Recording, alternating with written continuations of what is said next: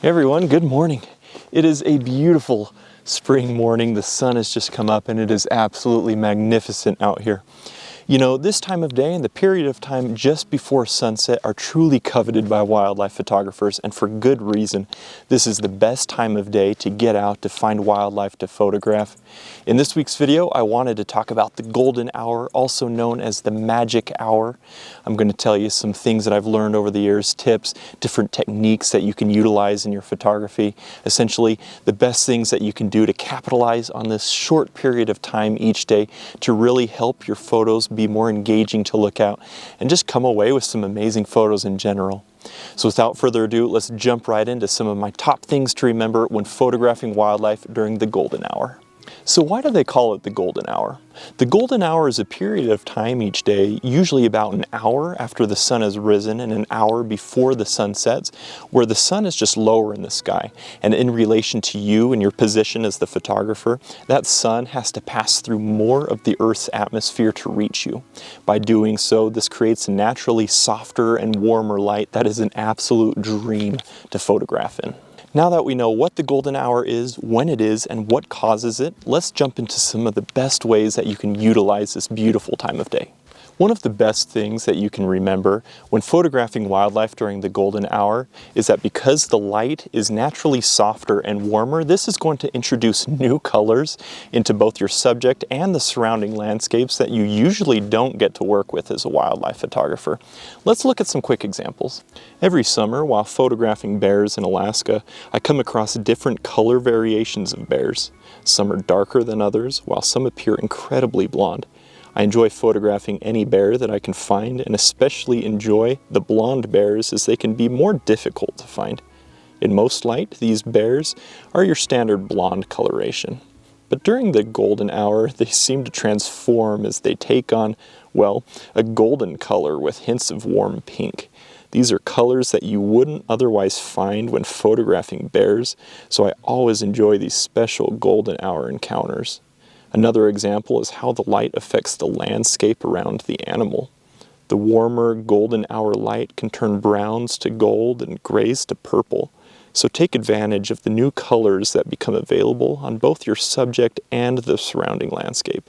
In previous videos, we've talked about some techniques that you can use in your photography in really any light, even harsh midday sun, to come away with some fun images.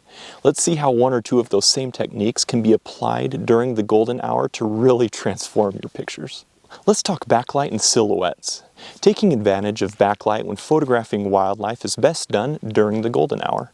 Because the light is softer and there's more natural fill light available, by photographing a subject during this time and utilizing backlight while doing so, you're able to get a nice outline around the animal while not getting an overly dark, underexposed subject. And your outline around the animal will have the added benefit of having some of those warmer colors we talked about before. If you want to create a more dramatic effect, you can always underexpose your subject and create silhouettes. By doing so, you'll be able to really capture the true essence of the golden hour. By using backlight at this time, you're really able to accentuate features like dust, animal breath, and steam. Golden hour light is usually considered best when unobstructed by obstacles or clouds, kind of like the light that I have right now. But there are certain scenarios where I do prefer conditions other than direct light. This will lead us right into some of my favorite wildlife encounters during golden hour moments, and I'll have some tips in here as well. While in Alaska last summer, I woke up early one morning to a thick fog. The sun hadn't risen quite yet, but I had an idea of what was about to happen. Grabbing my camera, I set out in search of wildlife and was not disappointed with the results. The sun rose and the warm golden hour light turned the fog into a thick layer of gold and pink, literally transforming the landscape completely. Using the backlight technique we talked about before and underexposing my subjects, I was really able to capture the amazing colors and create some really fun images.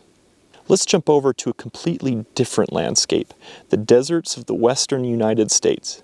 One day, I found myself out during the golden hour with a family of kit foxes. The light was beautiful on these playful foxes. Shifting positions, I opted to utilize backlight once again and began to photograph this family as they ran around and played.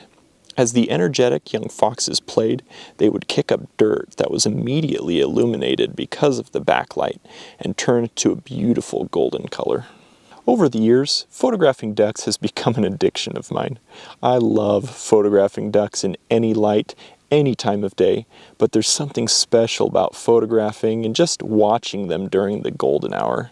Like we've talked about before, colors become available on the ducks and in the landscapes that you really wouldn't see in nature otherwise. So whenever possible, I try to photograph these stunning birds during this special time of day. So as you can see, there are some real benefits of getting out during this time of day, during the golden hour, to find wildlife to photograph. But if you're unable to, or if the weather doesn't cooperate, that's okay. I've come out with some other videos that you can watch that will help you utilize whatever type of light or weather conditions that you have to work with when photographing wildlife. I'll put links to those in the description below. I still have a few spots available to photograph bears in Alaska this summer. This is a wonderful opportunity to photograph bears as they fish, wrestle, and play, all from an extremely comfortable base camp with warm meals, individual tents, as well as a group area, bathrooms, hot showers, Wi-Fi, and more. I'll put a link to my website in the description where you can get more information and sign up. And if you can't make it this year, I now have pre-booking available for next year. I hope you've enjoyed this week's video, and I hope that it's given you some ideas of how you can best capitalize on this beautiful time of day to help improve your wildlife photography. I would love to hear your thoughts in the comments below. What techniques do you use during the golden hour to improve your wildlife images? Thank you so much for following along. I always appreciate the support. I hope you're getting out there on some fun adventures. I've got some really fun adventures that I'm really excited about coming up here shortly, and I can't wait to share those with you here on YouTube. Thank you so much for following along. We'll see you next week.